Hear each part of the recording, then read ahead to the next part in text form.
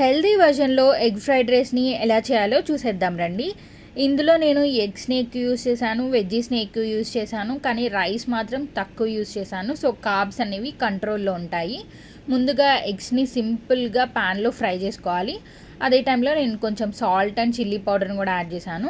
ఇవి ఫ్రై చేసుకొని పక్కన పెట్టేసుకొని తర్వాత ఇదే ప్యాన్లో కొంచెం ఆయిల్ యాడ్ చేసుకొని చాప్డ్ గార్లిక్ అండ్ ఆనియన్స్ని అలాగే మిక్స్డ్ వెజిటబుల్స్ని యాడ్ చేసుకొని సాట్ చేసుకోవాలి.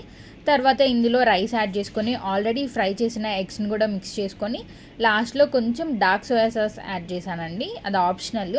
క్విక్గా మీడియం టు హై ఫ్లేమ్లో కొంచెం టాస్ చేసుకుంటే మన ఎగ్ ఫ్రైడ్ రైస్ రెడీ అయిపోతుంది. ఇలా చేసిన ఎగ్ ఫ్రైడ్ రైస్లో ప్రోటీన్ ఎక్కువ ఉంటుంది, ఫైబర్ ఎక్కువ ఉంటుంది, కార్బ్స్ మాత్రం తక్కువ ఉంటాయి. వెయిట్ మేనేజ్మెంట్ చేయాలి అనుకునే వాళ్ళకి లేదా హెల్తీగా తినాలి అనుకునే వాళ్ళకి ఇది చాలా గుడ్ ఆప్షన్ అండి. మీరు కూడా ఇలా ఒక్కసారి ట్రై చేసి ఎలా వచ్చిందో నాకు కామెంట్ చేసేయండి. Thank you for watching.